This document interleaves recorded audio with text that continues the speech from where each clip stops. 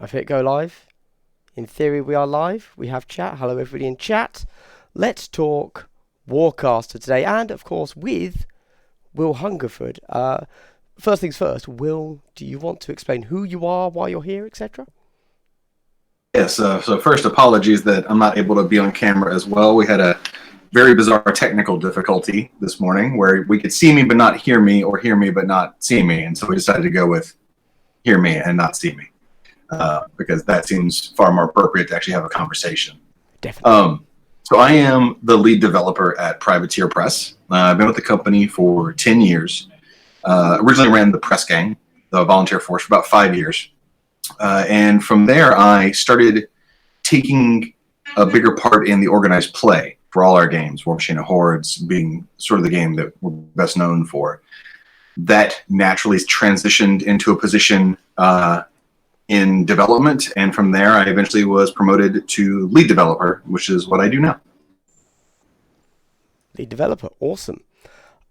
Correct. So the way that it works is there's basically three of us that kind of take care of the four main pillar games. The four main pillar games are War Machine, Monster Apocalypse, Riot Quest, and Warcaster. So the lead is the one who kind of pitches the conceptual ideas and does the initial rules drafting. And then if you're not lead, you work on all the other games you're not lead on as well. You provide rule solutions, ideas, concepts, pitches that all go through the lead. So I'm lead on Riot Quest and have been since day one. And then earlier this year, I was moved to lead on War Machine. So all the stuff coming up towards the end of 2020 for War Machine and all of the War Machine rules for the Riot Quest models is things I'm in charge of. But I work very close hand in hand with Oz, who is lead on Monster Apocalypse, and Jason Souls, who is lead on Warcaster. And it's a pretty open process. I mean, the reason there's a lead is there just has to be someone who has the final say on something. There has to be the yes, we're going to go this way, or no, we're not kind of person. But several ideas, I'm sure, which we'll talk about during this, are things that Jason had an idea, was trying to determine how to solve a problem, and myself or Oz would pitch an idea, and we would play test it, and we kind of came to the game collaboratively that way. Okay, awesome. Now, I've got to admit, I know you and Oz, because obviously you're on the stream all the time. I don't know if I know who this Jason chap is, though. Is that just because Jason I don't has been enough? No, Jason doesn't really appear on streams. Okay, Jason does not often appear on anything, but he has been with the company since day one. It was him and Matt who created War Machine back in early 2000s. Oh, interesting. Okay, so I'm going to, for anybody here that doesn't know what Warcaster is, I'm going to very quickly give why I'm doing this interview, and because I'm excited for Warcaster, if that's not obvious. And then I'll kind of throw it over to you so you can do the proper explanation of the theme, the lore, the aesthetics, and the actual kind of game design. However, for those of you that don't know, I mainly talk about Kill Team, and I sometimes branch out to other types of games, but pretty firmly in the Games Workshop wheelhouse. I've always had a bit of an interest, a bit of a, what would it be called? I'm War Machine curious. I kind of first found them from their fiction, actually. I really liked your fiction, which was a huge, just miles better than Games Workshop's Black Library stuff. It was just more schlocky, we'd probably call it, which I actually much prefer. And from there, I kind of moved on, and I really like Signar. I love the trenches. I love all of that kind of stuff. However, one thing that is quite commonly known among GW is that the rules are at best questionable. And when you, 10 years ago I'm talking about here, 10 years ago, when you were looking around at what other games were out there, you kind of only had Privateer Press. Like, you were the big competitor. I think, if you're just looking at sales, it was 40k, Warhammer Fantasy, War Machine. I believe for a while you were the second, but the top dogs, really. You were the only competition out there. So obviously I looked at your games. I was like, oh, this is really interesting. And when looking at the company as a whole, people generally said, once you are bored of 40k, you play War Machine because they actually care about their rules. Obviously, not trashing GW. They do a lot of stuff really well. But If you want to play something a little bit tighter, then you look at Privateer Press. So I've kind of followed you loosely since then, probably, 10 years ago, I guess. And one of the things that I really like about you as a company is you are almost all of the opposite things to GW. Once you've played a lot of GW, they do a lot of stuff really well, but the things that they don't do well, you guys do well, and for that alone, I've paid attention to you. But with that said, you've kind of already introduced yourself.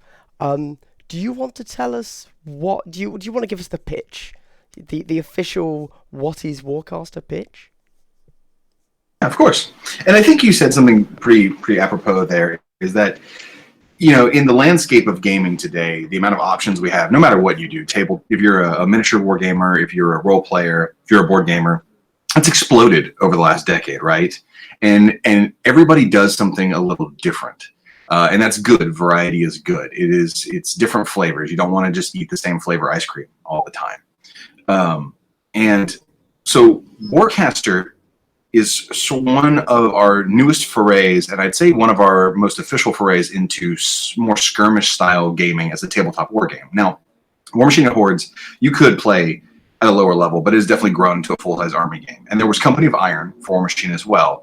Company of Iron is definitely got a community built around it, but it was built off of the DNA of War Machine with alterations. It wasn't built from the ground up to be this way.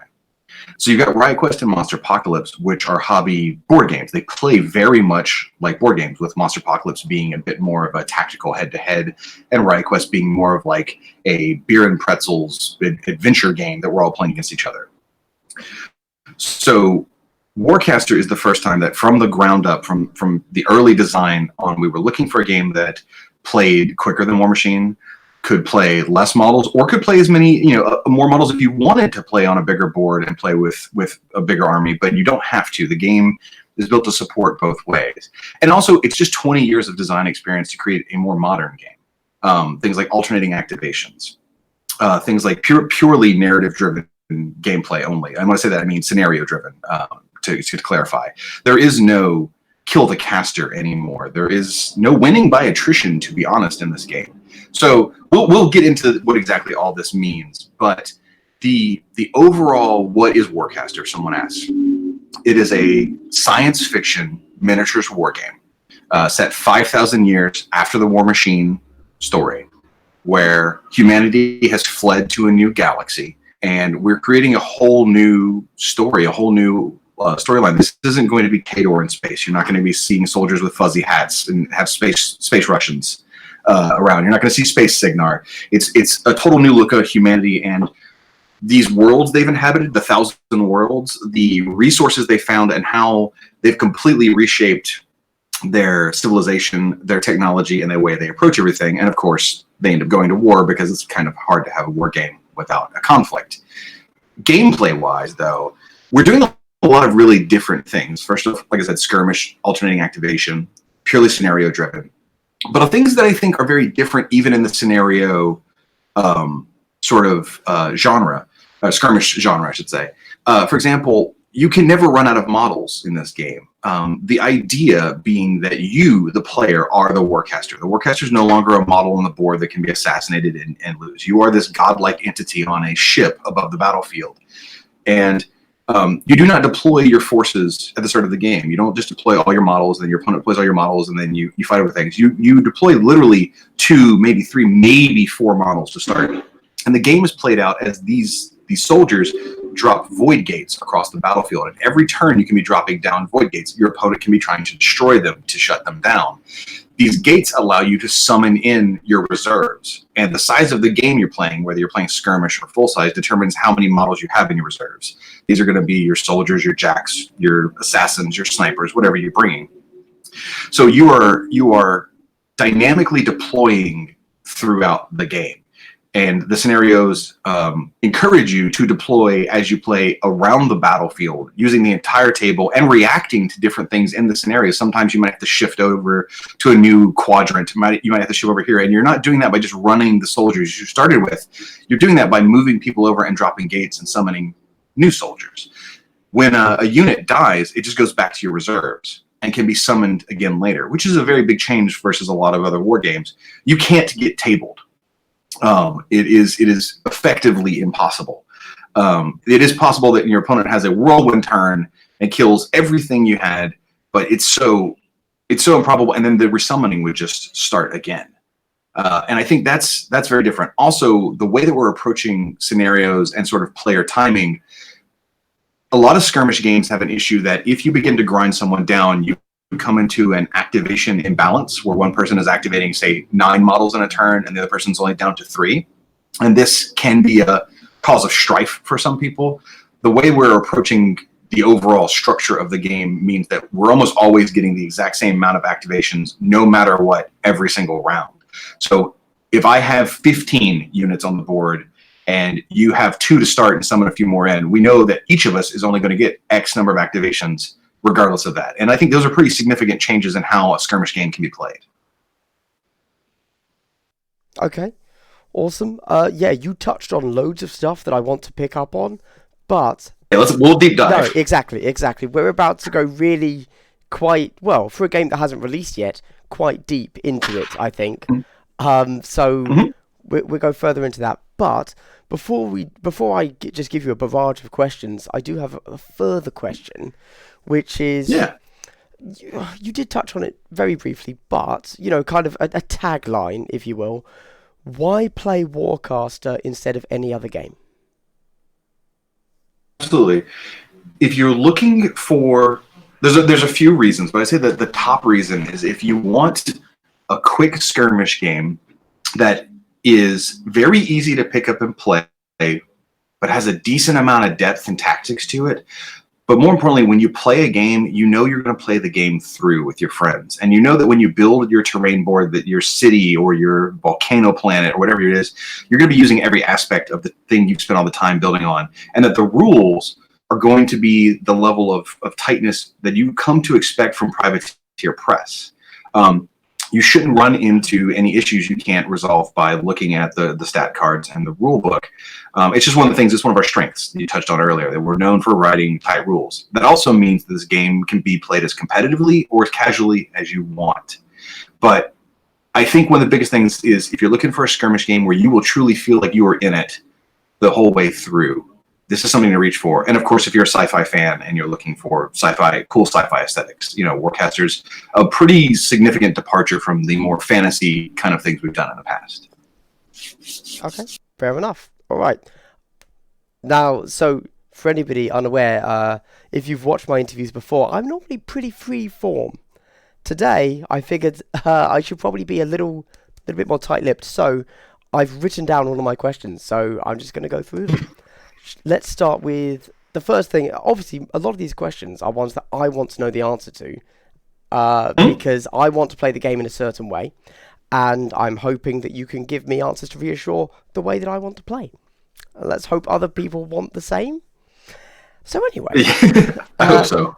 So you have 2 official scales that the game can be played at, 48-inch by 48-inch and 30-inch by 30-inch. Now, as a company, yes, Privateer Press generally supports everything when it comes to competitive play, and I assume you're going to be supporting both modes in this sense. Now, were there any balance considerations between the 2 different scales? Obviously, you do have things in there, but I'll let you talk about those. For example, Warhammer 40k, a game that I know and can speak to much better than I could, for example, Warmahordes, is a completely different game. And different factions are better or worse, whether you play at 500 points or if you play at 2,000 points. Now, how does Warcaster handle this? Yeah, there's a couple different ways. And to start off, to reassure you, yes, we fully intend to support both modes equally. One will not be getting more love than the other. Though I will say it does seem like, looking at the Kickstarter that's going on right now, the vast majority of people do seem to be gravitating towards the skirmish mode. It just is, it's scratching that itch of the playing on the kitchen table. So I'm glad that the work was sort of put in ahead of time, that we will be able to take care of both groups. So yes, playing the game with up to 15 units in your reserve. And so I can clarify, a unit is either a squad, which is typically 3 models, a warjack, which are fully customizable, basically robots, mechs that have hard points, and you can customize their weapons and stuff. We can talk more about that later. But a unit is either a warjack, a squad, or a solo. A solo is a single model, like a sniper, an assassin, maybe a mechanic, things like that. They're typically a little bit more powerful than what a squad would do, as it's only one person. So when you play the full size, your reserves is 15 units, however you want to split it up. And there's no point costs on anything. So you just choose 15 you want. The point costs come into the cost of summoning in the game, which we'll touch on in a bit. Skirmish mode is 8 units. So there's already a difference there in the amount of choices you'll have with you. But very early in playtesting, we realized that these games played differently because of the amount of options and the reserves you could have. And that's why we have 2 completely separate sets of scenarios. You will never see a scenario that is, it says play in skirmish mode or full mode. There is the skirmish set of scenarios, and then there is the full-size set of scenarios. And that is because they require a different touch to create a balancing and engaging experience between the 2 forces. And we found that the factions were still able to fight each other on a balanced playing field at either size point. We just had to make sure we set the victory conditions to something that would be fair, knowing what the factions can do. The other change we made is, I've been talking about how your units die and go back to your reserves and can be summoned later. The only exception to that is there are named characters, there's heroes. And they are typically more powerful than a solo of the same cost. And that is because when they die, they do not come back. They are gone from the game. They blank a slot in your reserves. Because of that, we limited the amount of heroes you can have in skirmish versus the amount that you can have in the full-size game. And that's just because we understand that they're very powerful. We don't want someone to play the skirmish-size game and be like, I'm bringing maximum heroes, because that can unbalance things. So kind of creating a list restriction to the smallest degree has helped as well. Okay, sure.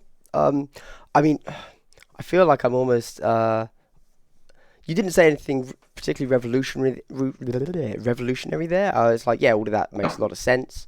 I'm going to ask the next question then. We've had a few questions in chat. But so when looking at the 2 different scales of the game, how did you decide on 8 and 15 units and also the board sizes? I'm super curious how you got to the skirmish size, basically.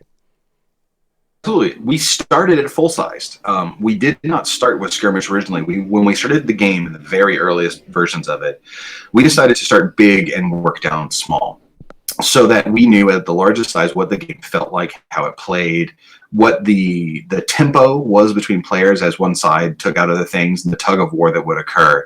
And then understand, that way you can understand how far you can knock someone down. You can understand how you could put someone on the back foot, and how you applied scenario pressure in a game where you're constantly summoning new models. And that was one thing we had to wrap our heads around. We knew where we wanted to go, but we had to see how it played out. And the idea of this infinite reserve was a challenge that, as we got closer and closer to, then we said, okay, now, how far down do we want to go? And we knew we wanted to be in the 30 to 36 inch by 30 to 36 inch range, because a lot of people already have play mats for that size. A lot of people already have terrain boards for that size, and we felt like accommodating the community. We also felt that the game would play well at that size. And then once we started playing there, we actually played our first few games on the smaller size tables with the full 15 units. We tried it out, and obviously it was entirely too much. So we just, through iteration after iteration of playtesting, pared it down until we got down to about the 8 to 10 range. And then we were like, okay, what actually makes meaningful decisions when you're determining your force composition?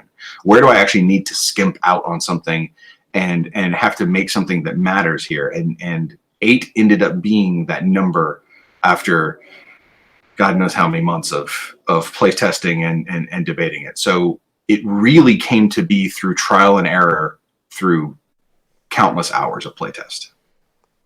Okay, that makes sense. That makes sense.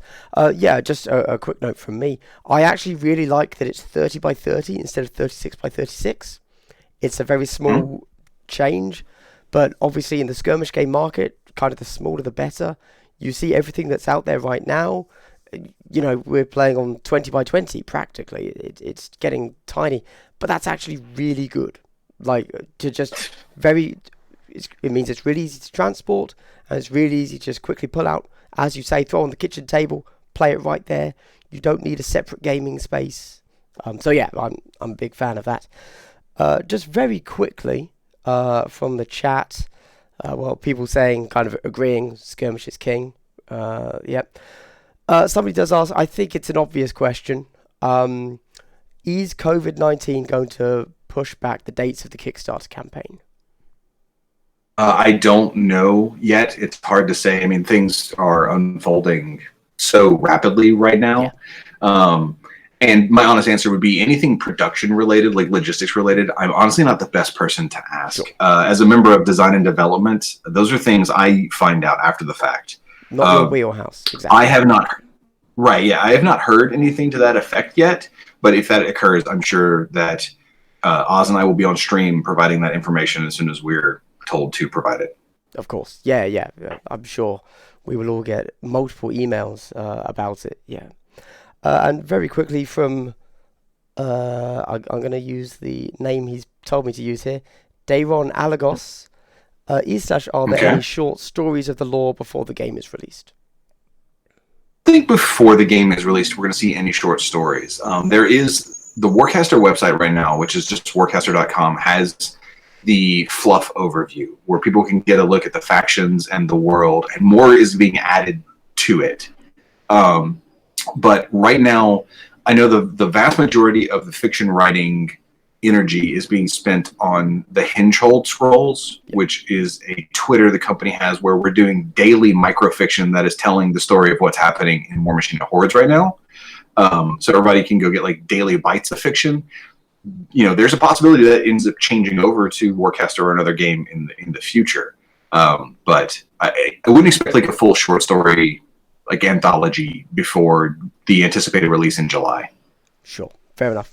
No, yeah, I heard you guys were doing that Henchhold Scroll Twitter thing, and I thought that was actually really cool.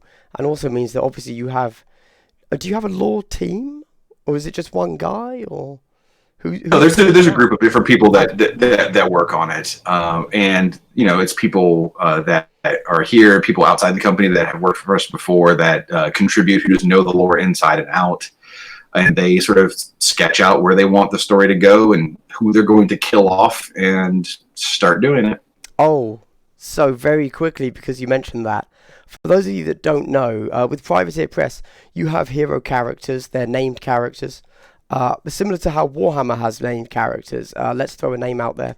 Kato Sicarius. Guilliman, Robuti Guilliman. In Privateer Press, you actually kill those characters, right? Like in the fluff, they die. Oh, that is happening. So right now Yeah. is in the Hinge Scrolls is basically the Infernal Invasion. It's our version of demons, and they have been coming for 15 plus years in the fiction, and they're finally here. And we're having a full mass scale invasion of the storyline, and people are just getting Game of Thrones left and right. Exactly. Obviously, 40k has the big issue of if you have a name, you cannot die. I think there's like two exceptions throughout the whole of the history of the company, but obviously you guys don't have that. Anyway, moving on to the next question. Right. Now, we often see with Kickstarter, specifically board games, that stretch goals seem to be the antithesis of balance.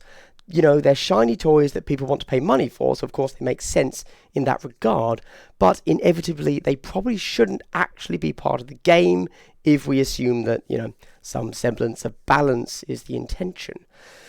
Now, the Warcaster is a Kickstarter, and it does have things like additional models and rules unlocks at certain funding levels.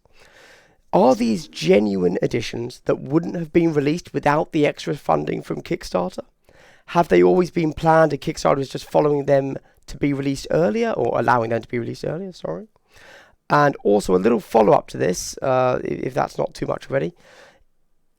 is this a sign of future releases? For example, one of the Kickstarter pledges is, or stretch goals, sorry, is you get 5 new weapons and 2 new Cortexes for the existing Mhm. jacks. Can we expect that that is how you foresee Warcaster expanding? Like, instead of buying a new jack, we will buy 5 new weapons and 2 new heads. Yeah, there's a lot to unpack there. Yeah, So sorry. um, we're not adding anything that developmentally we had not intended to add at some point in the timeline of the game. So there's nothing that's going to get unlocked that suddenly we're scrambling to design rules for and play test it and get out in time for July. That's we're working in advance. However, if something doesn't get unlocked, will it come out at a later date? It's very possible, but it might be much, much, much, much later. And part of the funding is getting out now. So will there be more Warjack packs and things like that in the future? Absolutely. Like that it has to be a way that I think Warjacks are going to get expanded on. But it kind of becomes a question of, is it in 2020? Is it in late 2020? Is it in 2021? Because we're not only supporting Warcaster and all the miniatures that we're making, but of course all the Riot Quest models, all the Monster Apocalypse models, and still all the War Machine Horror models. And we make all the miniatures in house. Everything is cast here in our warehouse. So that's why we do resin and metal miniatures, because everybody's just down there right now making minis and taking care of things. And so the funding is kind of just saying, okay, it's going to come out here, instead of, okay, yeah, we absolutely would love to do Warjack packs, but maybe now it slides into the next Kickstarter. Maybe it slides into February, March 2021, and that's more of a question for the people that handle the money and the production to know how that would affect things. I know that they spent a lot of time carefully curating what the stretch goals were, and I heard some people online say they felt the stretch goals were a little conservative, and I would say absolutely that was the point. We did not want to overpromise, and we did not want to throw a bunch of stuff out there that we felt we couldn't deliver, and we didn't want to throw a bunch of stuff out there that we felt would compromise the game in any way. So everything that pops up is stuff that was within our resources to accomplish given the funding goals.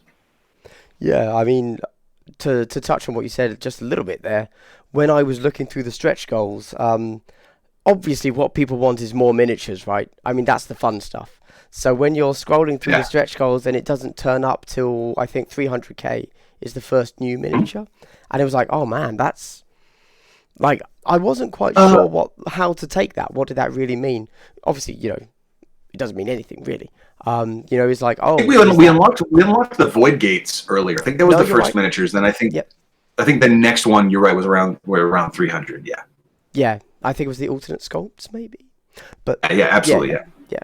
Anyway, so it's good to know. However, talking about future releases in general, I think that everybody enjoys game peripherals, and sure enough, you guys have produced acrylic tokens for your games in the past, which are decent quality, quite nice, I think. Will you be doing that again? And equally, what about terrain? Will you be making that in-house or letting third-party companies do that? I don't think it would be in-house, and I would say we have some excellent licenses right now, like Broken Egg, Muse, and they make a lot of the really high-quality stuff that you see get made for a variety of games, not just ours. So I imagine there's going to be the token sheet that comes inside your starter boxes, which are going to be the sort of punch-out tokens to get you started. Kind of what we are all, any of us that, and obviously we play a lot of war games, right? And we're used to that little sheet that you pop out real quick that has your wounds and your objectives and stuff like that. So we're going to have that. For the higher quality stuff, I would expect it to be licensed. I don't anticipate we'll be making in-house terrain. And the reason I say that is simply because I would love for us to make in-house terrain. But we're all metal and resin. The resin's probably possible, but obviously we can't make metal bunkers. They would be weapons and they would weigh, 100 pounds. Yeah. If we were doing more plastics, I would say it was more likely. But that's why I think I'm going to expect to see third parties taking care of that kind of stuff. But we'll see. Again, I don't have all the info on the business meetings. And so for all I know, something got inked and I'm not aware of it. And I'll be announcing it in a couple weeks and I'll feel bad that I accidentally lied to you. Hey, I'm used to people lying to me, not a big deal. Before I go, just a quick question for the chat here, which I actually think I might ask later. Oh, you know what? I'm positive I do actually, but I'm going to ask it now. Is there going to be a campaign for Warcaster? For example, Oblivion was a major upgrade to War Machine, and campaigns help drive play. Any thoughts? Absolutely. The game is built for campaign play or for one-off scenarios. So when it starts off, what we're delivering now is going to be just scenarios to play the game, right? And a variety of them. And enough that if you want to go play a tournament, you will kind of have a pre-made tournament pack ready to go in terms of the amount of scenarios you can pick from. But from the ground level, the game has had the idea of running all variety of campaign, whether this is a simple just ladder campaign, a branching tree one like Oblivion was, or something more in depth where you will be, more like the Necromunda style where you can upgrade, maybe lose people. We have set the game up design wise so that it can support all those styles of play without having to add a ton of like rules alterations that drastically change things from the core rulebook. When would the first campaign come? I don't have a good answer for that, but I know that it is very much something that we're interested in and very much something that we intend to do. Though I can't tell you, oh yeah, it's coming, blah, blah, blah. Awesome. Is it going to become in one of the awesome hardback books you do? That I have no idea. All right. I just say that I like have no books. idea. I mean, That's what I'm saying. If it was up to me, and it's not, No. but if it was up to me, I would release the first one for free, so that people could get a taste of what campaign play could be like. And then if you released it, in my opinion, release it with something. Release it with some kind of accessory or thing that makes the purchase have a little bit extra value. But we'll see. Interesting. Okay, now this is a question purely for me. I don't think anybody else cares about this. In Warmer Hordes, you have released several plush toys of your otherwise rather scary monsters. Which miniature or creature would you turn into a plushie from Warcaster? Unfortunately, there's not Space Gators, and that continues to upset me. For anybody who doesn't know, I mean, I know us developers are not supposed to be biased, Of course. but I have a great love for the Gatormen in War Machine Hordes. If I was going to turn anything into a plushie, I feel like I'm an Iron Star Alliance player. Like, that's what I'm all about. But the Marcher Worlds engineer is such a chunky boy that he would make a great plushie. So would the Strike Raptor, the heavy Warjack for them, who is also super thick. I think he'd make a good plushie as well. Yeah, I've got to agree. I do think, obviously, I like the idea of taking, the little Rippers from Legion. I think they were awesome. But yeah, you can just straight up make a plush model of one of the Warjacks. That's good to go. Okay. Anyway. Yeah, I feel like the Strike Raptor would be the most huggable. The rest of them, I don't think you want to do any of the Continuum ones because they've all got giant crab claws and look a little bit more terrifying. Well, but that's part of the fun. Okay. Anyway. Sure. Okay. If you're into that. So the summoning models onto the board is, of course, a very interesting mechanic, one that you've touched on about how there isn't any real attrition in the game, etc. And it's one that might have seemed scary at first, as, of course, you can build your roster or sideboard without caring about points. You simply take 8 units, right? Now, obviously, throwing numbers for list building... removing numbers for list building is a famously bad idea, as we know from the Age of Sigmar release. But you guys, of course, found a way to balance it out through spending points at a different stage in the game. How did that come about? So, people that are familiar with War Machine and Hordes, even if you play a battle box game, you're probably familiar with Focus, where you have a caster model, they have Focus, they give Focus to their Warjack, that lets their Warjacks boost dice, and also lets them cast their spells. So we wanted to figure out what the resource mechanic was going to be for this and everything it was going to affect. And that became Arcanescence, which Arcanescence is the main resource in the galaxy everyone's fighting over. And you use it in the game. It is an energy that powers everyone's everything. Your armor, your weapons, your vehicles, your jacks. Everything can function by itself. A gun can still shoot without Arcanescence. But if you charge it with Arcanescence, suddenly it shoots farther, it shoots better. Maybe its scope turns on, it can see through walls. Maybe someone's jetpack doesn't let them just do quick jumps, it let them fly if it's got Arcanescence. And we came up with the idea early on of the amount of arc, which would be a resource represented by tokens in the game, wouldn't be different per player. Everyone would going to have the exact same amount. It wouldn't be like War Machine where you have different casters that have different focus stats. Everyone's going to use 7. Okay, so we can control that. So what can we do with that? Well, we can make the game into a circuit board. Every turn, your arc starts on your caster. It's up in the ship with you. And what that does is when you channel a spell, they're called ciphers, they're science magic, down onto the field, the amount of arc still with you empowers it. Or you can slowly trickle arc down onto the field into your units. It can go into a squad and turn on certain pieces of gear or empower certain pieces of gear or weapons. It can go into a jack and make them stronger, make them do better things, all that kind of stuff. Or, in addition, we can use it as the charge-up mechanic for the gates. So now you've got 3 different areas the arc can be on. My caster for my spells, on my units to make them stronger, or on the arcs. And now we have a reason to differentiate the costs between a lowly mechanic who may only cost 1 point and a heavy warjack that has 2 rail guns and a pair of assault rifles who should cost 4. And that is the in-game point value. So everything, while it doesn't have a point value to build your army list, it does have a point value to summon on the battlefield. And right now, from everything people have seen, that point value is between 1 to 4. The maximum amount of arc you can store on a gate is 5. And you cannot summon from a gate the same turn, the same activation you put it down. So this also created a really interesting gameplay, counterplay between 2 players, was that I would drop a gate close to an objective, and I would say, I'm putting 4 on it. And I'm going to try and do big things. Maybe I'm going to spend 4 and summon 2 squads. Maybe I'm going to spend all 4 and summon 1 warjack. Maybe I'm going to spend 2 and summon 2 solos and leave 2 on it for later. As my opponent, you can now come up and attack that gate and try and shunt the arc off of it and kick it back up to me to disrupt my summoning plans. So this let us balance the units based on how much they cost to get on the board, knowing that with only 7 arc to empower my spells, empower my soldiers, and to summon 4, which is how much a heavy warjack costs, that's a major investment. That's over half of my entire resources available, all to just hope that I summon 1 model if my opponent doesn't also blow the gate up and screw me up. And that's how we were able to balance without having, and I'm doing air quotes right now, points.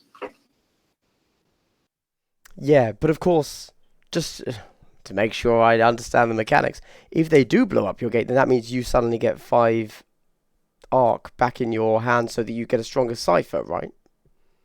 I do, but if my plans, yes. So the arc, if you ever kill a unit, the arc on it, the arc comes back to the caster. The arc always flows back to the caster. And at the start of 1 turn, you can move 1 arc from your caster onto something on the field. And when you put a gate down, you can supercharge the gate the second you put it down with up to 5. But that is how you win this game. Is someone is trying to play a scenario where they've got to go take an arc geyser that's going off, and if they hold it at a certain amount of points, they get so many victory points. And they're trying to rush it with gates, and you're creating a beachhead and just trying to fight their gates off. We're also killing their units. If the caster just keeps getting arc, that's great, because the caster's destructive power is done through their spells, and it's potent, but it's not going to win you the game. The game's going to be won by the models on the field. The caster casting spells is more just a supplement. It's meant to help the people down there. So disrupting people's gates, sure, you're giving them the arc back, but you are putting a major kink in their plans. And I've had games, I think I did one to Oz when we were playing on stream, where he had put 3 on a gate, and I knocked it down to 1 arc. And suddenly his whole plan, which was I think to summon like a light warjack and a solo, he couldn't get the jack out at all, right? He could only summon just like a little solo out of it, and that screwed him up big time. And each player can have 2 gates out at a time, and when 1 is used up, it goes back to your reserves, and you can drop another gate. You never run out of gates, but your maximum on the field is 2. Where you have your gates, how much arc you have on them, and what your plans are, and your opponent trying to counterplay your ideas is like one of the main strategies, one of the main tactics of the game. So to not to clarify a little bit there, it's almost, again, because I have to think of everything as GW systems because I don't know your games well enough. That would be akin to don't think of everything as costing points, think of everything as costing resources. And so instead of, let's say, for my GW people out there. For Kill Team, that's what I know. Let's say you wanted to bring a Tyranid Warrior onto the board. That doesn't cost you 25 points. That costs you 2 or 3 Gene Stealers that you can now not bring onto the board, unless that Tyranid Warrior is then removed, and then they can come onto the board. Resources, not points. Kill Team, it's not exactly a 1-to-1, but the best way to imagine it, is in Kill Team.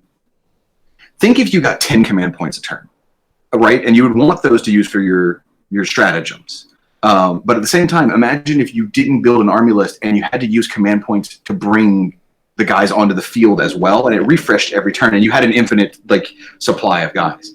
So it's like every turn, am I going to use this command point for this reroll? I'm going to use it the 3 points for this very powerful stratagem, or am I going to spend, say, 3 command points to summon 1 Tyranid Warrior? And I'm just throwing those numbers out there, but that's kind of a closer idea of what it might be like. Yes, that was a much better analogy than I made. It's almost like one of us is a game designer and one of us is a guy on YouTube. Yeah. I have another question that you've answered, so I'm just going to say the first line. I love the dice system you've chosen. There you go. Right. Unfortunately, you've answered the rest of it, so I don't need to answer it. But basically, maybe you want to talk about that. You know what? Actually, I think I ask it again in a very similar way later on. If I don't, that'll be a final question. But basically, I like the dice. Okay, let's go on to the next one. Rules bloat. It's a big thing with Games Workshop. Yes. In Kill Team, it's very easy to spend more money on rulebooks than models if you only buy a single faction to play with. Games Workshop handles their rules bloat by resetting the edition every 4 years. I'm not familiar enough with Warhammer Hordes to know what you've done there, but I'm really interested in what your plan is to handle that with Warcaster. Also, just a small note that I'm discussing the core rules and units editions. As somebody mentioned in the chat earlier, campaign books that add a narrative isn't really a problem in my opinion, as they're not required to play the game, whereas a book that is the only place to find a new unit's stats is a bit of an issue. I'm kind of saying this from somebody else's perspective because I love buying books, so it's not a big deal, but obviously as a business model, a lot of people tend to be against it. Obviously, so far, you've given out all of the rules and unit stats for free, but what is the plan going forwards? So, it's something that we've definitely had to learn from War Machine. War Machine's got over, I think, 1,250 different model entries. I mean, these are split between many, many SKUs. It's a very big game. And it has a lot to approach. We've learned a lot from that. And with our different games, we're doing different things. I'm going to use Riot Quest real fast as an example, and then talk about things that we might do with Warcaster, because we haven't announced them yet. But here's what we're doing with Riot Quest. And for anybody who doesn't know, Riot Quest is the sort of crazy adventure competitive board game that you play. You have a crew. It plays like a tabletop MOBA, like tabletop League of Legends. You build a crew of heroes, you show up in an arena, and then there are random public quests called bounties that anybody can go score. The first person to score 7 points wins, and you have this giant chaotic brawl across these different arenas. So we're releasing Riot Quest in blocks.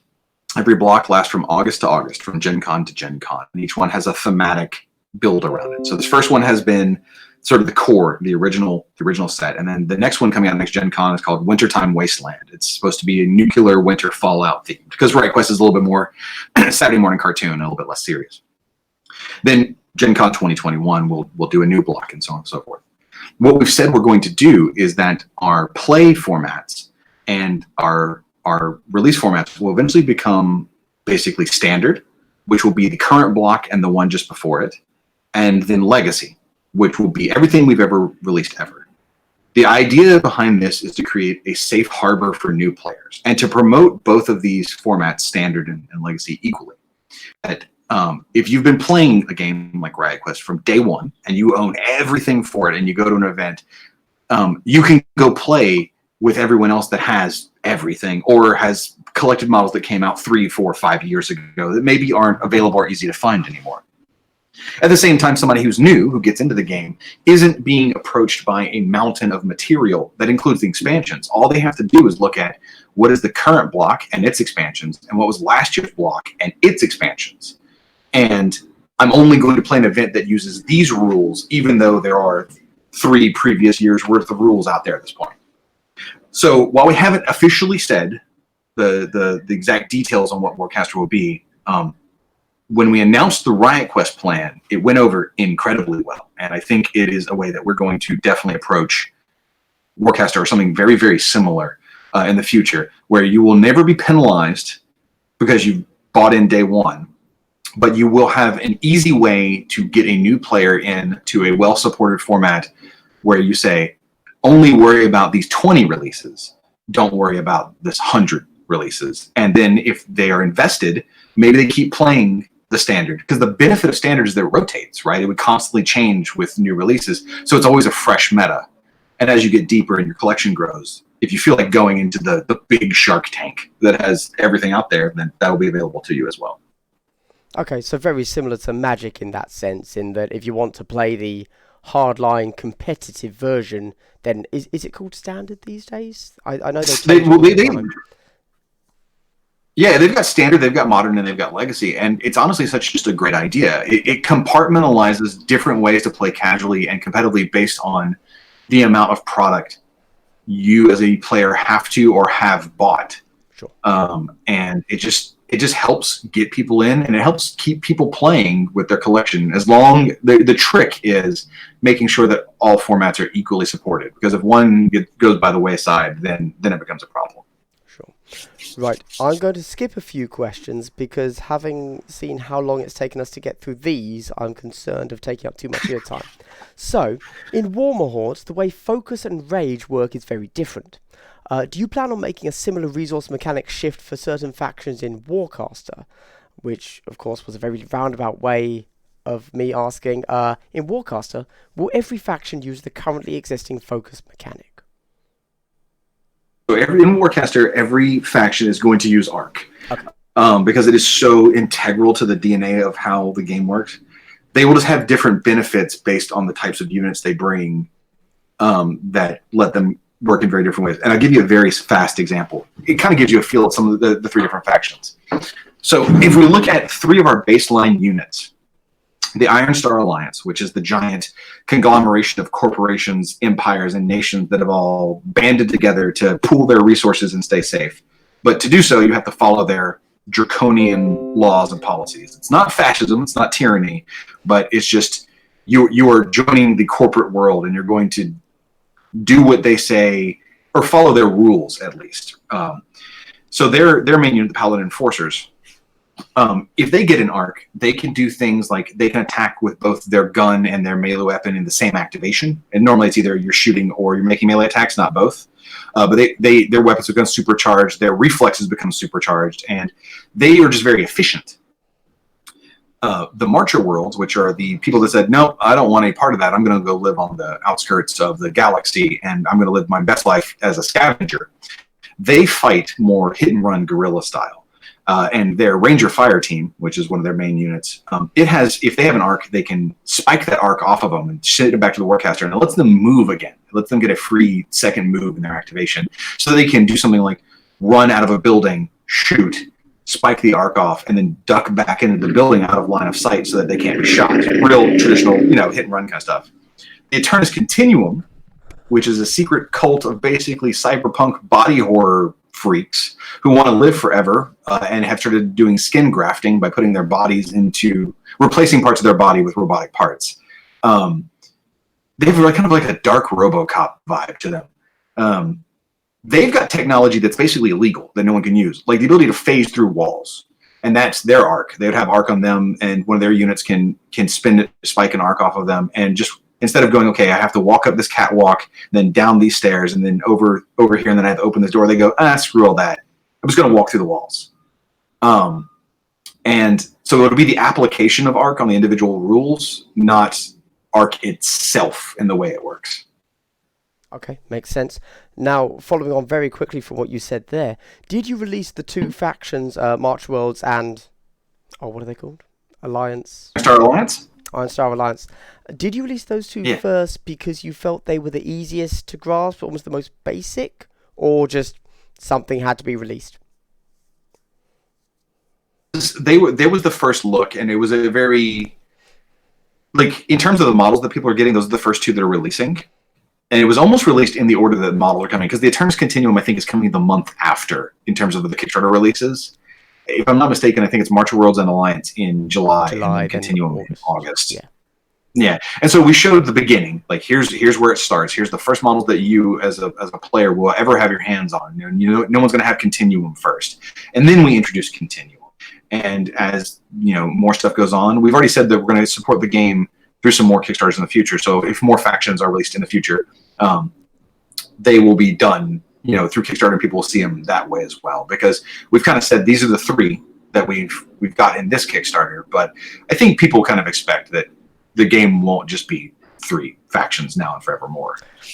I'm pretty sure you've confirmed there's a fourth, but you just haven't told us. So that might be the case. Yeah, it might be. A lot of stuff gets said.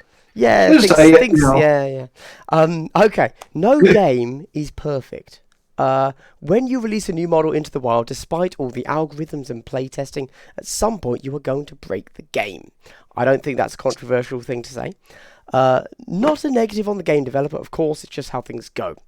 When this happens with Warcaster, what systems do you have in place to rebalance the game? I will also, that's the question, but somebody else in chat has asked almost exactly that. He said, they don't know Privateer Press much. What is your system for rebalancing a game when something, like how do you handle that? Sure. So we are known for doing very regular erratas and dynamic updates. So an errata is when a rule, this is how we look at it. An errata is when a rule has been misworded or is causing a rule's incongruity that, or people don't necessarily understand the proper intention of it.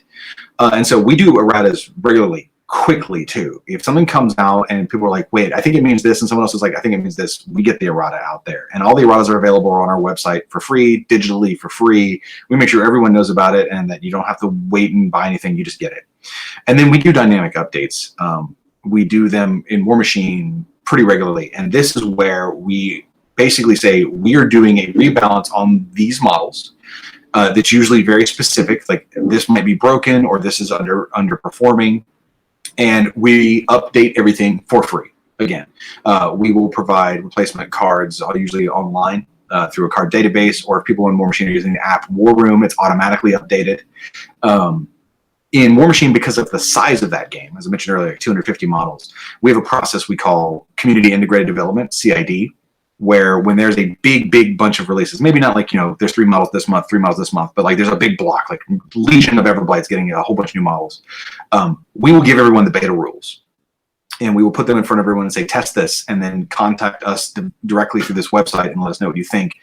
And we will alter the rules ahead of time to avoid that. And that's because War Machine is so huge. We understand exactly what you said. Like we've got our internal and external teams, but there's so many more thousands of people that play it. And because of the sheer number of combinations that can exist in War Machine and Hordes, it is inevitable that one little rule is going to work with something in a weird way out of 10 new models that come out. So that's why we do CID. For Warcaster, we won't need to do that because the amount of models is much more contained and more easily playtested by the playtesting resources we have available. So if something slips by or something becomes a problem in the meta, our approach is to first watch it. We don't like to knee-jerk. If somebody's like, this is broken and nothing can ever beat it, we're not just going to change things on the fly. We want to see how it plays out in tournament results. We want to see why it's a problem. We want to see if the meta has an opportunity to react to it. Because part of that is one thing becomes top dog and then its natural predator rises and becomes top dog. And if the meta is constantly rotating, that is a good thing. But if that is not the case and it becomes stagnant and something is just sitting on top and no one can interact with it or it's a problem, then we just do one of these dynamic updates. And we try typically to have a softer hand. We don't want you to suddenly your models get shelved and you're like, well, they nerfed that into oblivion. We just want to take it down a few notches to where it's more in line with where it should be. And we have a decent track record with doing that. I'm never going to say we have a perfect track record, but I'd say our track record is it's pretty good. Okay, cool. There you go. Good answer. Right. Your latest games, both RiotQuest and Monpok, have used what I am ignorantly what I am ignorantly calling a dice-powered activation system. essentially, and correct me if I'm incorrect, when you start each round, you have X dice in your activation pool. Doing anything costs a certain number of those dice, and as many dice as you want can be spent in addition to the base cost to increase the chance of that action's success. I actually love that mechanic on a small side note, but ignore that. However, Warcaster doesn't do this. What was the thinking behind not porting that system over to a fully fledged skirmish game? Was it too different for the competitive crowd or too random? It didn't jive well with the idea of how we wanted to handle uneven activations between players, because part of MonPoc and Riot Quest is that dice system says both players have the same amount of resources. They have the same amount of possible activations, and if they choose to, they could spend more dice to do more stuff at the cost of possibly not having more activations on different models later. So if in Riot Quest I decide to have one model move up for a die and then make an attack and I spend all 5 of my other remaining dice, I've decided, instead of spending those 6 dice on 6 separate actions across 4 different models, I've decided to go all in, and that's my choice. When we came to the activation system and how we were going to create parity between players in Warcaster, needing to spin the dice as the action gate wasn't necessary, because we had created it in a way that we felt flowed better for a war game, whereas MonPoc and Riot Quest are board games, and spending a token to do a thing is a little bit more natural in the board game than it is in the war game. So that's sort of how we shook out there. But it's all because of the pulse rounds and how the scenario system works in Warcaster. Okay, fair enough. I don't think we've talked about those at all, have we? The dice thing. So the way that we've created parity between the activations in Warcaster. We have not yet. That was my final official Warcaster question. If you want to say that now. I just think when I'm talking about it, I'll go ahead and hit it, because I feel like people might be like, what is he talking about? And so the way we're doing it in Warcaster is it's alternating turns. I take a turn, I get to move an arc, I get to play some cipher cards from my Warcaster, which are the spells. I get to activate any unit I have, and then a bonus solo. So that means on my activation, I could do a squad and a solo, a warjack and a solo, and a solo and a solo, if I wanted to. And when they're done, I put an activation token on them. They make their move, they make their attacks, or they make their attack and move, whichever order you want to do it in. Resolve everything. My turn, I put down a gate, maybe I summon some things, my turn ends. And for people that want a deeper look at the rules, go look at warcaster.com. It's got the full structure of a turn. But my turn is, move arc, play ciphers, activate a limited amount of models, summon, turn passes. When your turn starts up, obviously you can't activate anything that has an activation token. And so if your turn starts and all of your models on the board have activation tokens, you're allowed to clear them off. So if you get knocked down to 2 and your opponent has 10 units on the board and your 2 have activation tokens, you can kind of keep activating those 2 over and over again if you wanted to, if you weren't summoning more things. But this still didn't quite fix the parity we were looking for. So we created the idea of the pulse round. And what this is there's a tracker you get in the game. And every scenario says, this scenario plays for 3 pulse rounds. Each pulse round is 5 activations per player, 5 turns per player. So every time the first player takes a turn, you track it. You move it up the track, 1, 2, 3, 4. At the end of the round, when it swaps back over, that's when 2 things happen. You clear all activation tokens off of all models across the board, no matter what. And that's when you check the scoring in the scenario. So if the scenario for a very simple one is take and hold, there's 6 objectives around the board, and if you've got a model securing it and your opponent doesn't, you score a point. There's a countdown clock saying when you're going to score. So at the end of the 5 turns per player, that's when the pulse round goes off. That's why it's called a pulse, is because you do all these things at once. And it's like, okay, check our scoring. You scored this, this, this, and this, so our control point score is, 5-4.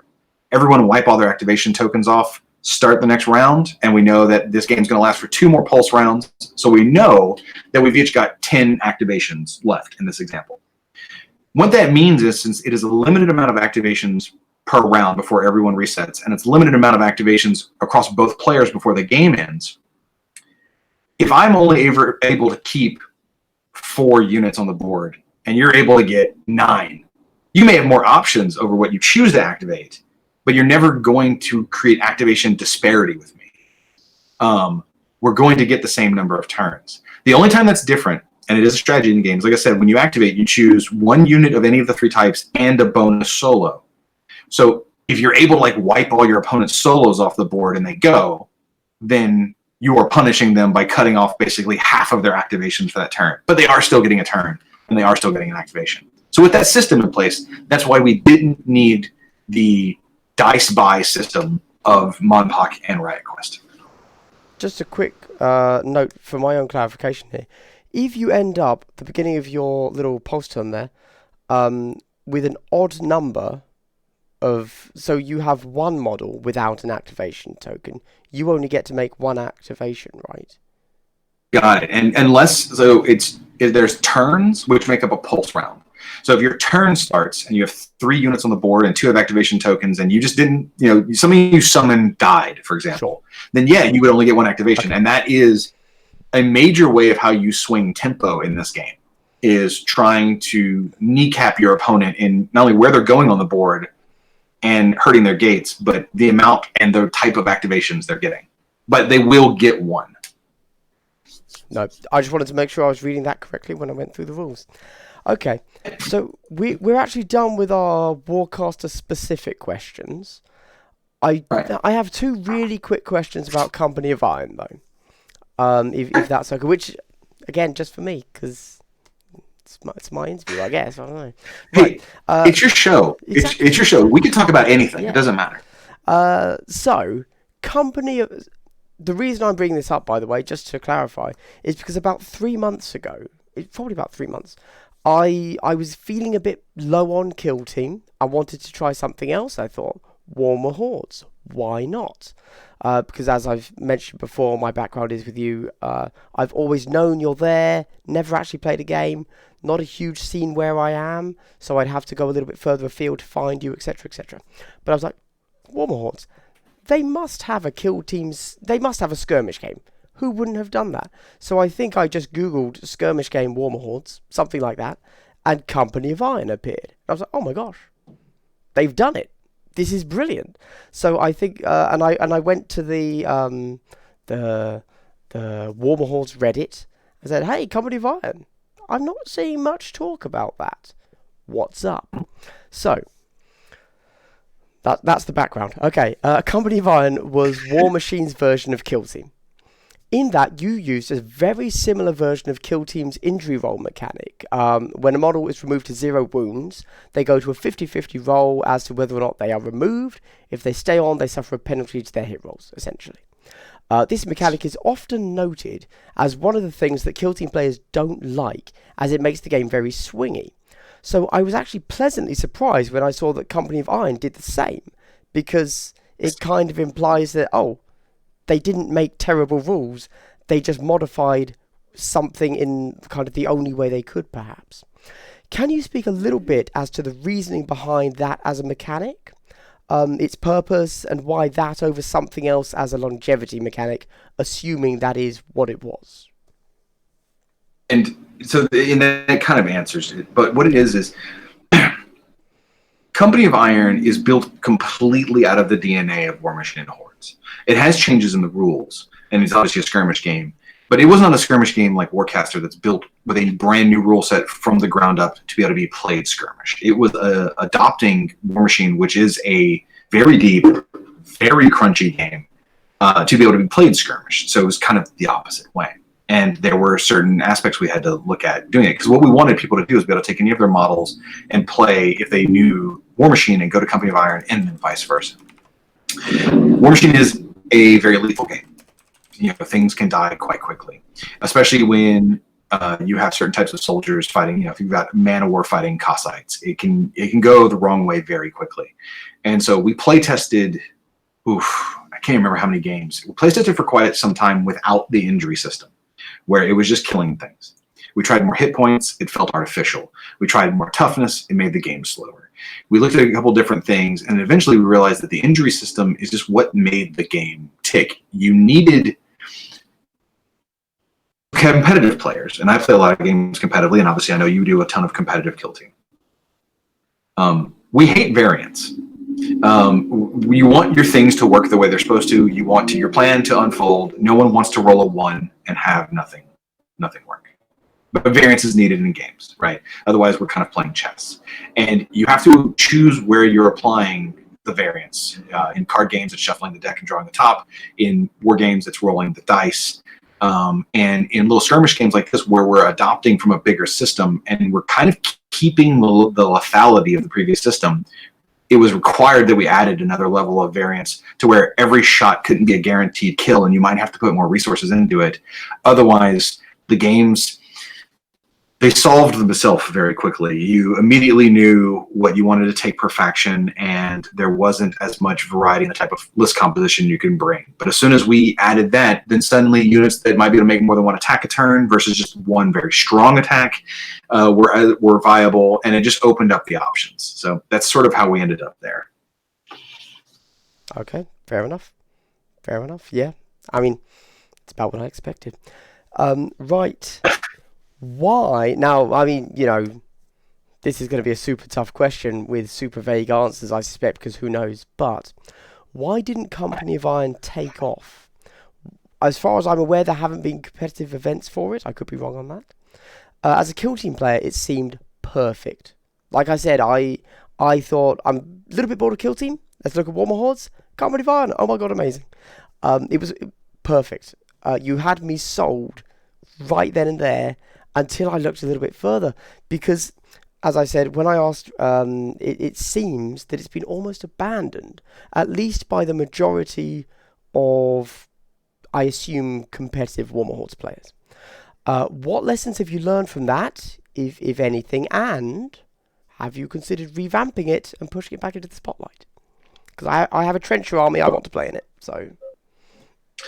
The answer is pretty simple. And so War Machine and Hordes is supported heavily competitively. If you want to go play in tournaments, if you want to go play in world championships, if you want to go play in multinational team championships, you can do all that in War Machine. Company of Iron from day one had never been intended to be a tournament game. All the scenarios and all the materials we put out for it and all the different support was all narrative and casual based. And that was the idea behind the game initially, was to provide something for people to play their models who maybe had felt intimidated by the competitive nature of War Machine, but still loved their trenchers. So it was super intentional that the game did not receive competitive support and that it only received casual and narrative support. What that has led to is there are still a lot of people that contact us and a lot of people that talk to us about Company of Iron. But Company of Iron, as far as we can tell, is being played in that manner. It's being played in someone's house. It's being played in someone's, in someone's garage. People have a couple forces themselves that when friends come over, they say, hey, do you want to play Company of Iron? Which squad do you want to borrow this time? And so what we learned is, if you don't support something competitively, it won't be played competitively. And then we as Privateer are very much known for making competitive games. So the vast majority of our communities, especially the online communities, speak to competitive players and sort of talk in that way, which is why with Warcaster, we were very, very, very deliberate to make sure that the game will be supported fully both ways, as competitive as you want it and as casual as you want it. So that's, we still, Company of Iron is not forgotten. It's not something we're like, that happened, goodbye. It's just that all of the resources between the 3 members of development we have right now and our designers and stuff is split between Riot Quest, Monpok, War Machine, and Warcaster. And every new War Machine model that comes out can be played in Company of Iron and gets the online rules in War Room to be played in Company of Iron. So kind of by default, every model that comes out is that. But in terms of a new campaign book for it, I would love to see it happen. It'll probably be a while. And I honestly would never expect to see like a tournament rule set come out for it anytime soon. Okay. If it did, to be perfectly blunt, I would want to see a second edition of it before a hardcore tournament pack came out, because I feel that the game would need some significant overhaul to play in the game. The rules are tight, but the game can take a while to play. And if we're building it for tournament play, it needs to play it a little bit faster, in my opinion. Well, to reassure you, a lot of people want Kill Team 2.0 as well. So, let's talk about competitive games, kind of in a general sense here. Like, we're not nailing it down specifically to Warcaster, but obviously I do want to know a lot about your competitive plans for Warcaster. So this can be a bit of a minefield, and the only reason I'm asking this first question is just to get a little bit of an insight into your mind, to be honest. But we met briefly at LVO. I was asking you about Riot Quest. I said I want to play a competitive game, and you said something that I found interesting. Well, yeah. So a few similar terms can be confused when you're talking about competitive games, if you want. So would you like to quickly break them down? For example, balanced, competitive, narrative, and fun. You might think that they all need to be this, like a lot of people think balanced must be competitive and competitive must be balanced, but then they're not interchangeable words, are they? Would you like to try and define those terms? Of course, I'll do my best. I'll start with fun, because fun is the weirdest. Everybody wants their game to be fun, but everyone has fun in different ways, right? If you make a movie and you want your movie to be fun, and you make a horror movie and your horror fans go out and see it and they go, "Oh, that was the most fun horror movie I've seen in years," and then 8-year-old Susie goes and sees it and is traumatized, is different. And fun is one of the hardest things to quantify. You just want to make sure that your game appeals to someone, right? And you want that group to hopefully be as large as it can be. So fun, I don't think really plays a factor in tournament and casual play. It's just something that should be part of the gameplay experience overall. Balanced, in my opinion, applies to both competitive, narrative, and casual play. This is that if you and I play regardless of our skill set, if we're both novices, if we're both experts, then we should be able to grab a selection of models, build within the rules of the game, and have a fairly tight game. Like, our win percentages against each other should be somewhere between the 45 to 55% range, right? We don't want somebody winning 80% of their games against their opponent if they're both the same skill level, because the models they chose are just so much more overpowered when both of them, say, are new players or both of them are seasoned veterans. To me, that's balance, is getting in. Perfect balance obviously would be everything's got a 50% win rate across equal skill levels. It's never going to happen. It can't happen. There's too many variables. But I think 45 to 55 is pretty good. So to me, that's balance, and balance has to apply across no matter how you play the game. Otherwise, you are making a game that is going to have inherent problems in it, and no matter what kind of fun you have, you're probably going to have less fun with an unbalanced game. Narrative, casual, and competitive. So competitive to me means I'm looking to go to an environment where I know that people are going to bring the best list they can, that I want to face the best and most skilled players I can, who understand the rules to the best of their degree. We're all going to play tight, clean games. Some people I know take this a little bit further, and this is where we get the people that win at all costs and kind of that stuff. But I think they're missing the point. Is to just go play the best of the field and see where I stack up. See if I am the best in the field, or see how close to the best in the field that I am, or maybe I need to rethink my tactics. It's an idea of learning, experiencing, and being able to go back and retweak your lists, and you are playing for the sheer sort of fun of what the game it mechanically does. I've heard hardcore competitive players across a multitude of game systems say they don't care what the models look like. They could be playing with stick figures for all they care. They just care about the rules. And I think to have a competitive game, a successful competitive game, you have to have balance, and you have to have tight rules. You need rules that aren't going to lead to a lot of arguments. Otherwise, it's going to create community toxicity, and it's going to fall apart. Narrative to me is all the seasoning around the game, no matter which way you play.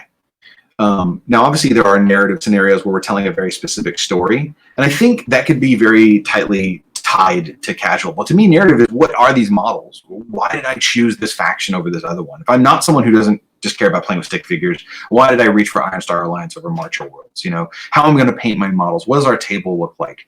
You could take this further, and you could play truly narrative scenarios where we're telling a story. Somebody's trying to plant a bomb, and you're trying to defuse it. We can play a campaign where our people level up, and those can be really fun experiences. And I think if you like video games, and I think if you like RPGs, narrative appeals to you. You're getting to tell your own story. But even a competitive player who chose to become the best they could at the faction they chose because they liked the way that faction looked, they have a narrative aspect to it. They didn't just grab whatever off the shelf. Casual is someone who plays the game exactly that. They're not keeping up with the newest erratas. They're not keeping up with the newest updates. They're not keeping up with the newest expansions. They're grabbing the models they want when they want. They're playing with their friends wherever they want to. They're not going to go to a tournament. They'll go to a convention and check out the new models. They'll go to see this, and they'll talk about their love of the game, and they'll enjoy their game at their own pace, whatever that pace may be. You can play every single day and be a casual player if you wanted to. If you're just keeping with the same, 5 models each, and you just really like playing it. It's like playing chess every day. You're super into that. You're just not looking to go deep diving into everything, and you're not trying to hone your skills to be the absolute best you can be. So that was a really long answer, but I think that is my answer of how narrative flows both ways. Competitive and casual, I think, is more about your intent and how hard you intend to try and keep up with the competitive meta and what you're trying to accomplish with the game. And then fun should just always be there. Fun is just a nebulous concept. Yeah, that you can't change, really. You can't affect that, almost. Yeah. It's like saying, what is art? Like, who knows? Wikipedia will tell me. Hold on. I'll find out. No, okay. So, yeah, right. Good to know. Thank you. Will competitive Warcaster have a restricted format not currently hinted at in the core rules? For example, competitive missions for tournament use or additional restrictions on unit amounts, like no heroes, no bounty hunters, only 2 warjacks, only a certain number of X cipher in your deck, etc., etc. Not to start. The beginning of the beginning life cycle of the game, we definitely want people to be able to play with all the new toys they're buying. I think you don't want to start a new system and say, okay, here's the 10 things you can buy for your faction, and then 3 months later be like, you can only play with these 7. Yeah. That just leaves a bad taste in people's mouth. But as down the road, hinted to earlier, you're probably going to have some sort of rotation format.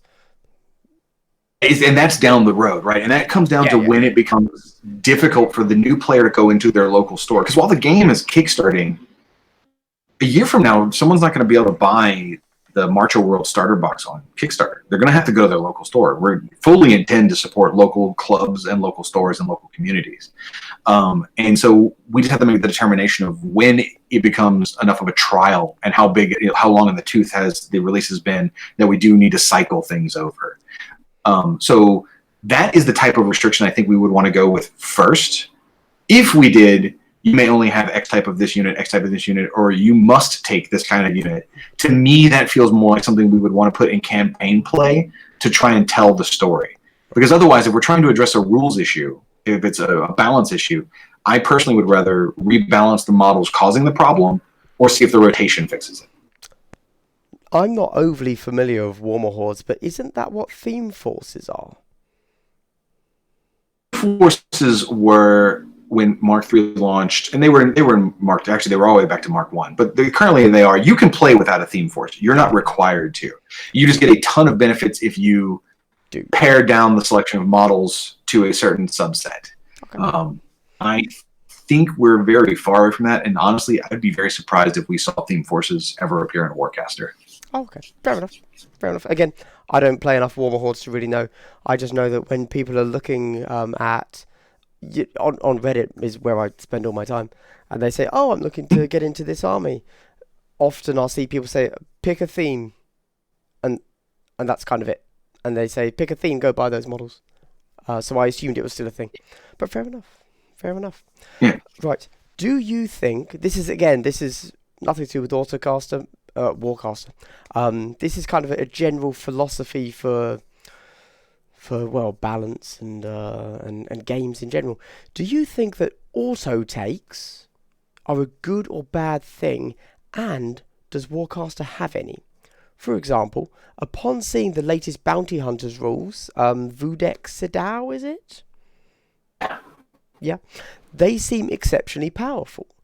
Do you want to discuss the design space of an auto take unit, or as they may more commonly be known, overpowered?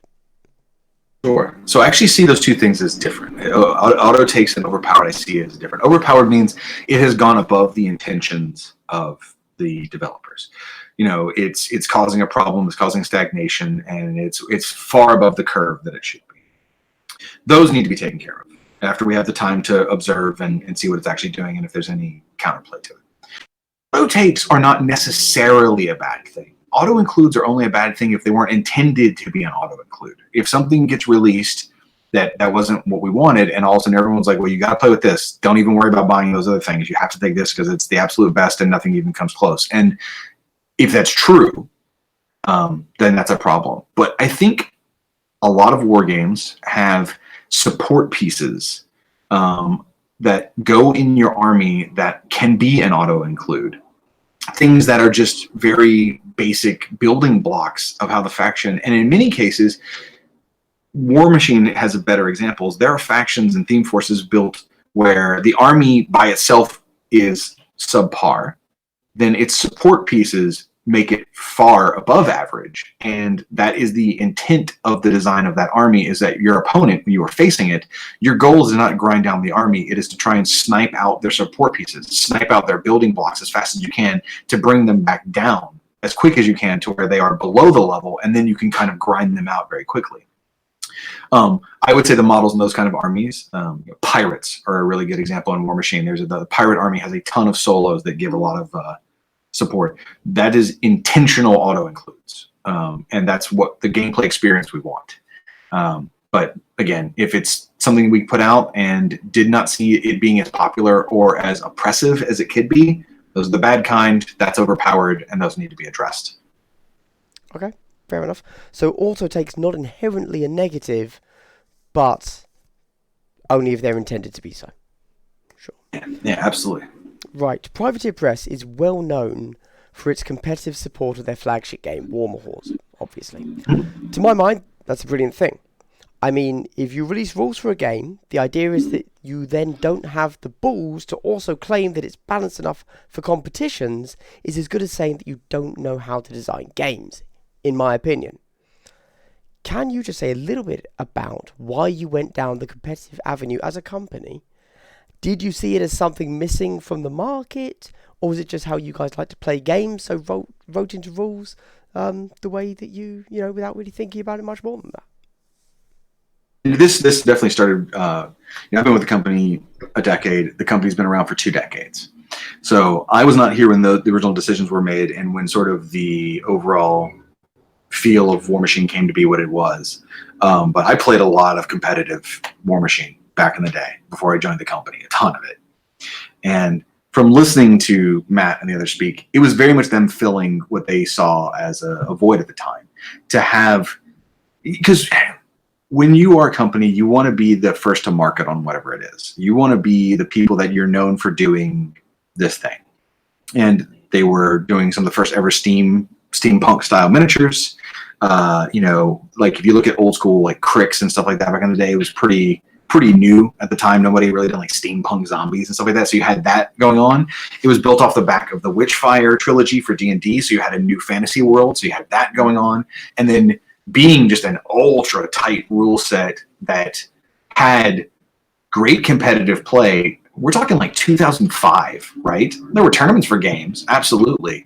But for miniatures war games, I don't think anyone had seen anything like that at the time. And that was the way that Matt and Jason wanted the game to play and the kind of game they wanted to play. And they definitely built it like that.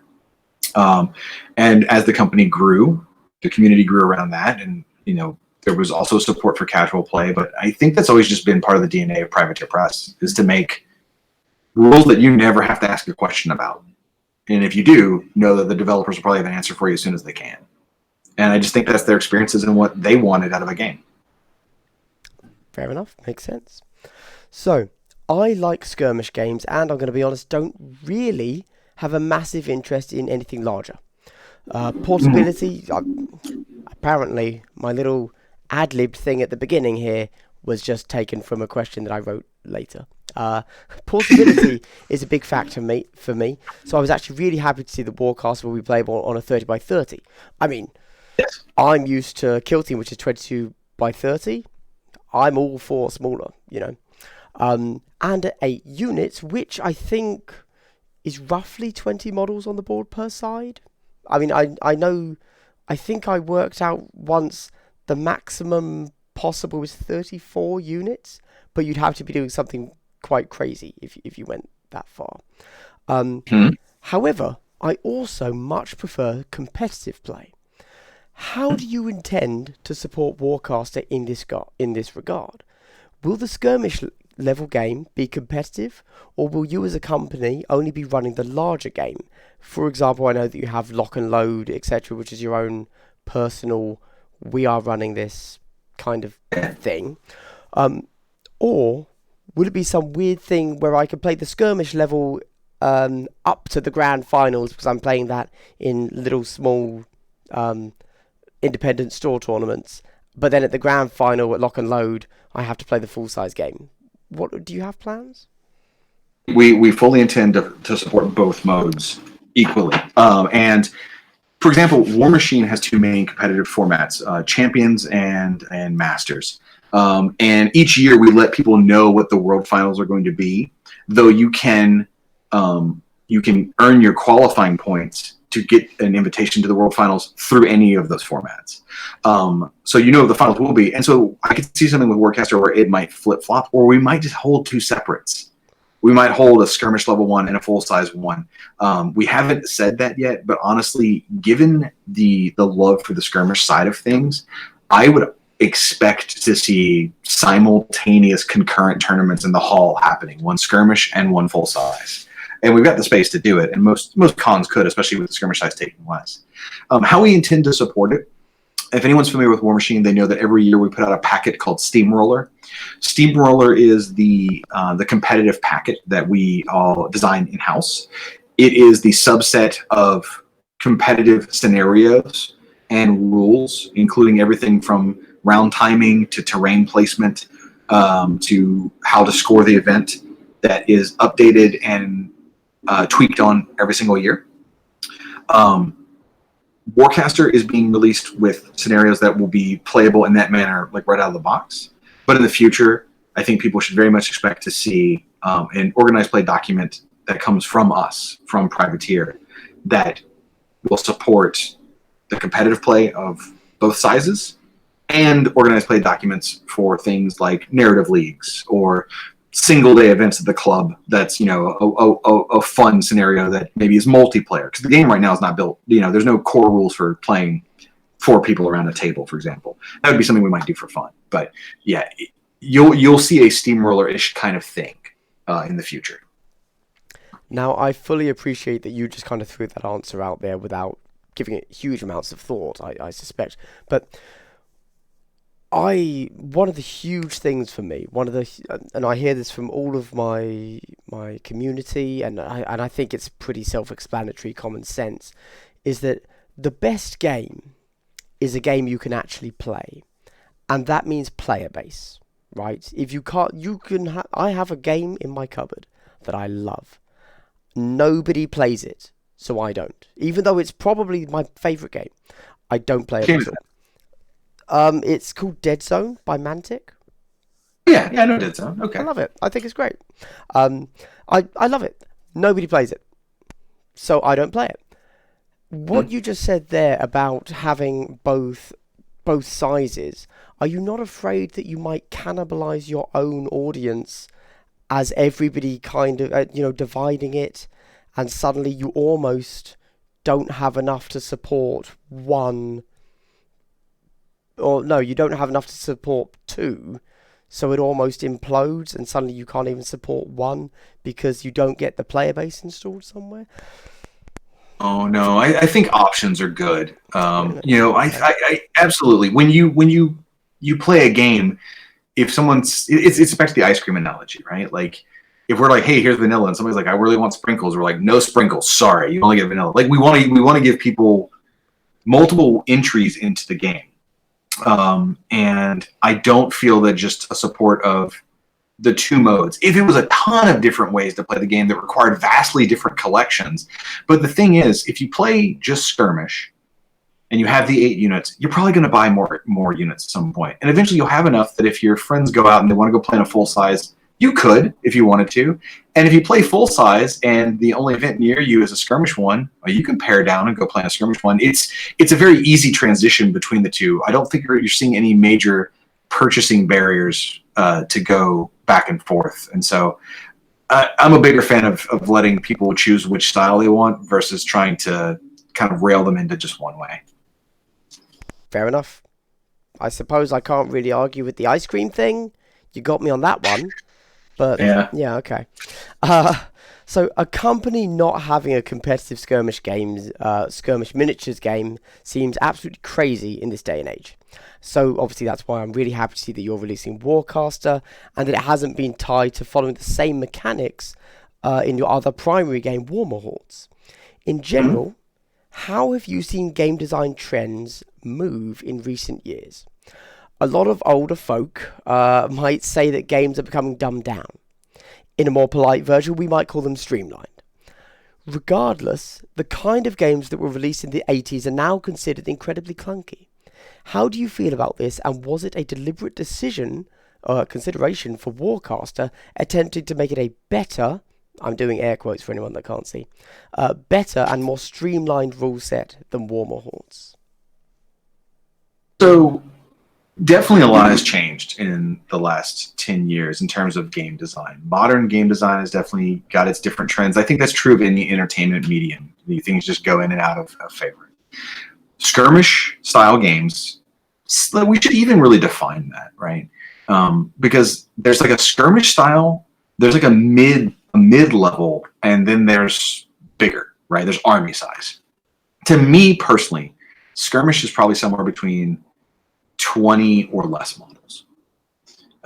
Mid-level, I think, is in the 20 to 50 range, and 50 is above that. Skirmish has gotten way more popular as people have gotten older, as there are more wargamers. Wargaming has gotten more and more popular. Therefore, you have the people that were playing it back in the day with the old ones. Now they're still playing it as they're older. Now their kids are playing it, and now their kids' kids are playing it. So you're getting more people into the hobby, and not everyone has the time to sit there and paint their 2000 model Napoleonic army anymore. Some people are like, I want to play a fun game with my friends. I have time to play eight models, right? I've got time to paint that. Or I've only got so much space. As people have gotten older, not everyone can have the big house anymore. And people are living in smaller places, smaller apartments, and space becomes a definite issue.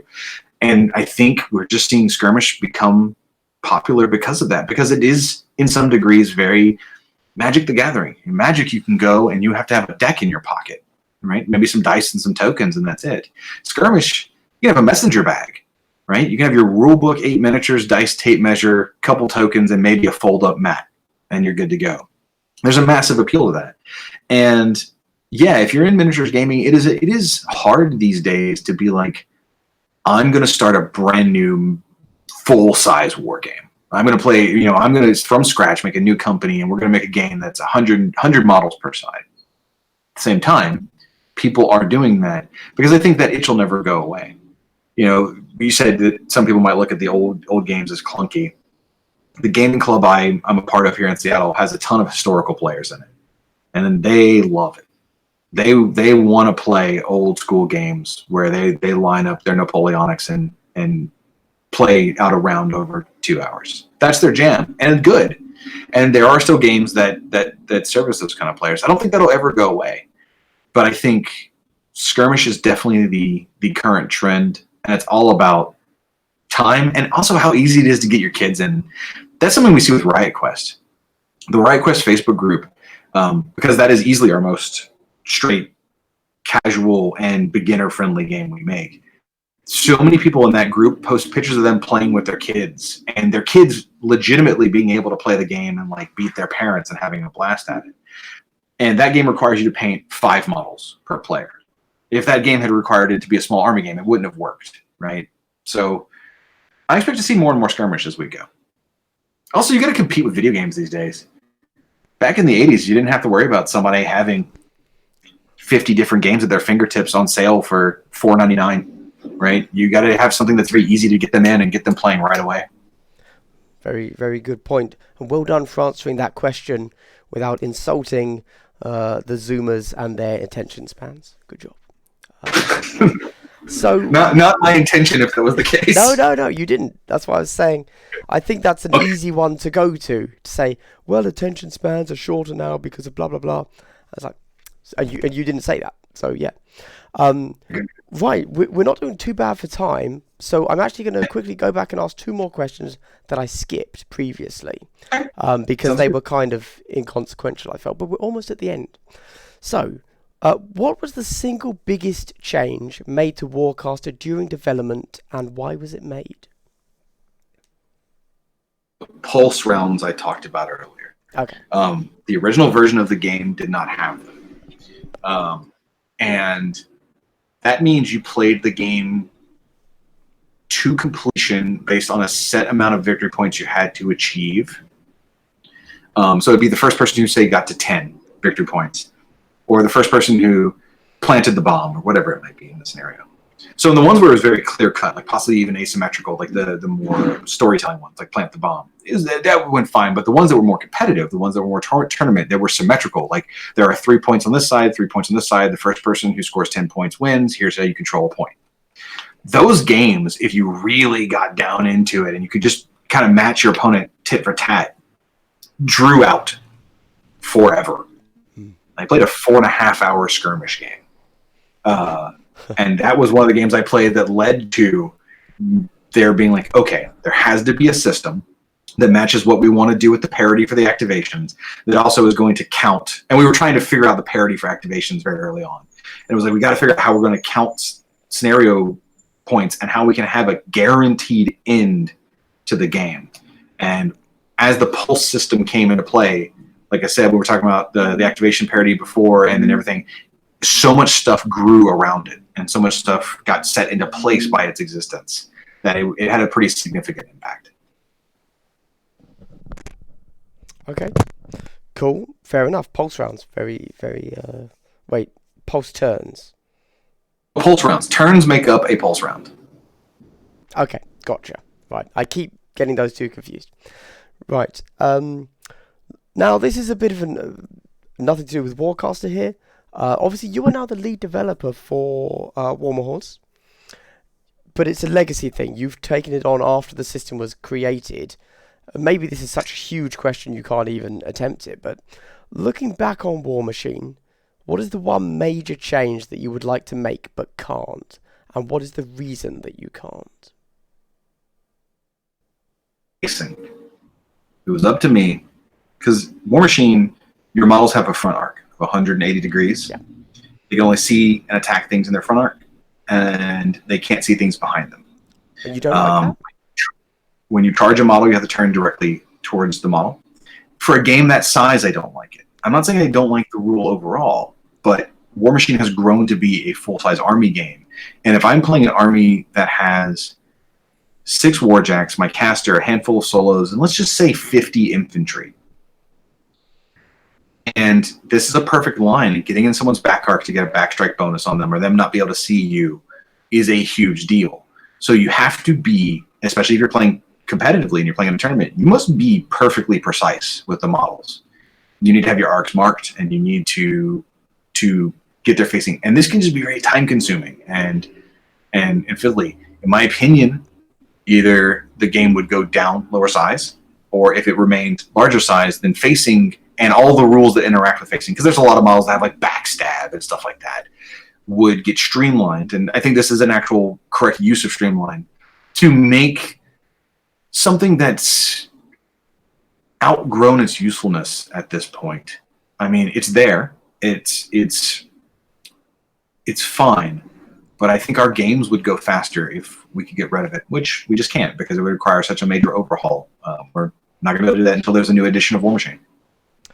So I guess following up on that, then obviously, like what you said makes sense. Either remove it or shrink the game. Warcaster is a smaller game. Why not have facing in that? And this was sort of our. There was not a complete agreement. Right. Development, we don't always agree, and that's why there's a lead to make the final decision. Yeah. But because we wanted the game to play faster, I know that the final decision was made to just get rid of facing so that because all the data we had was from War Machine and seeing how facing was for some people, some people love it and some people are like it just takes too long. Or we see people say the thing that bothers me the most is when people say I can't play that army in a tournament because it takes too long to resolve movement and charges and stuff like that. And we're just like we don't even want that problem in Warcaster, so it just didn't exist. Okay, fair. In that case, we come to the end of the interview and my final question for you. For those that don't know, so you are an American company, and your Warmer Hordes takes place in a fantasy universe, not inherently anywhere on Earth. However, at times you made a game, which of course was fully voice acted in the narration of it, War Machine Tactics. You've also done a few little like CGI. You did a CGI like very short movie. Short animation, yeah. Yeah. And obviously you occasionally do trailer type things. For example, the latest Warcaster teaser, if you will. They are in general all voiced. At least the short animation and the latest Warcaster teaser were both voiced by women. Why is everyone in your universes voiced with really bad English accents? Like, I looked into it. Because I was like, is she? You're hiring an American voice actress, and I don't think they can quite do the accent. What's up with that? Maybe it's not a bad English accent. Maybe it is the right accent for that world. Oh, okay, I see. Right. That's the only possible answer I could think of. Pull out of my ass immediately and try and save myself on this. That was a good. So that's what I'm going to say. Yeah, no, it's not it's a bad Earth accent. It's a great Iron Kingdoms accent. Okay, you got me on that one. Fair. I can't argue with that. Not even close. Okay. Well, thank you very much, Will. This has been really good fun. Obviously, for anyone that doesn't know, you have a Kickstarter on at the moment. Probably should have put that at the beginning of the video. Yeah. It's almost over too. Like there's only a few more days left. So if anyone's Friday, I believe. Yeah. So it's getting really close to the end. If anyone wants to catch up with all this, the easiest way to do it is just go to warcaster.com. There's links to the Kickstarter. There's links to the rules. So you can just go look at the rules right now and read them. And there's links to all the background fluff and art and looks at the models. So that is your like one-stop shop right now for everything we talked about. Yes, definitely. Obviously, I've backed. You guys very kindly sent me some little like taster models that I showed off, and I gave my thoughts about them.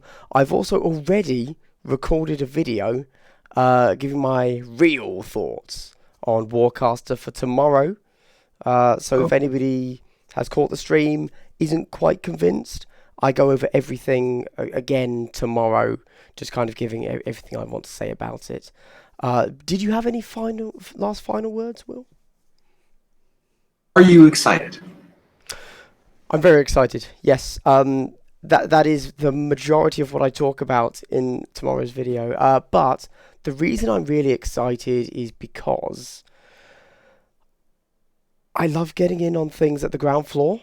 I'm going to be honest. Like, for example, with X-Wing, I got in on that when it was really quite small.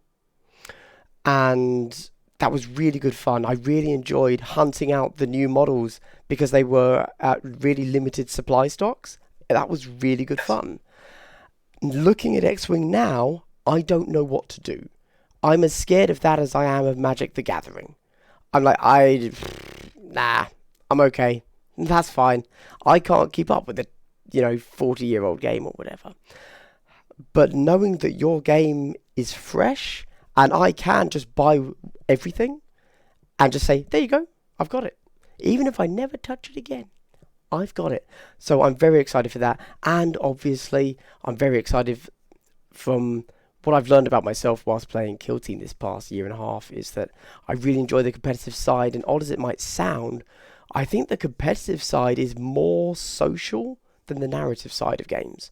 And I've really enjoyed that. And I'm really hoping that you, as a company who supports competitive play, will, bizarre as this might sound as I'm saying it, playing a miniatures game is going to enhance my social life. Yep. No, it absolutely does. And those are the primary reasons, that I'm really excited about Warcaster. Are you excited about Warcaster? Oh, yes. No, and I love what you just said real fast. Like, for anybody who ever thinks competitive, you're not like really into socialize. If maybe you're thinking about going to your first tournament, whether it's if you're listening to the show, you're probably here for Kill Team, 40K. But whatever game you play, if you ever get intimidated by going to a con or going to a tournament, don't. Most of my best friends are all people I met playing competitive games. Most of the most important people in my life are people I learned or met because of the community. Like, I have my con family in addition to like my normal family and all my friends I have here. People that I get to see now 6, 7, 8 times a year at LVO, at Adepticon, at Gen Con and stuff like that. Like, I totally agree with you. One of the most rewarding things of joining a competitive community is that community.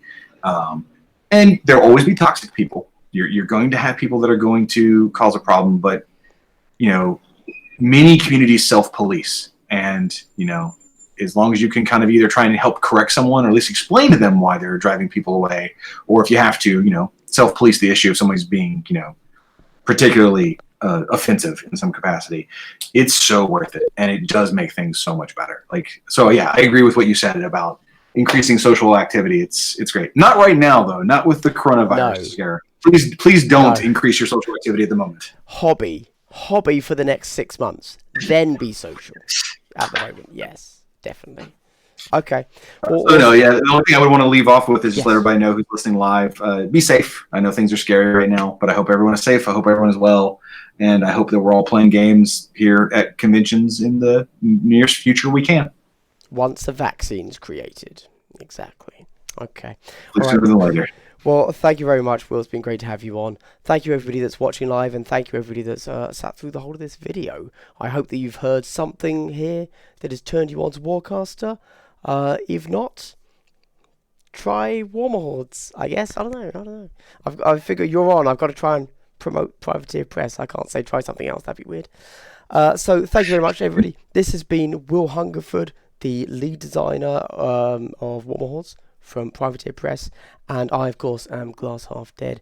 And I hope you've had a good day and continue to have a good day. Goodbye, everybody.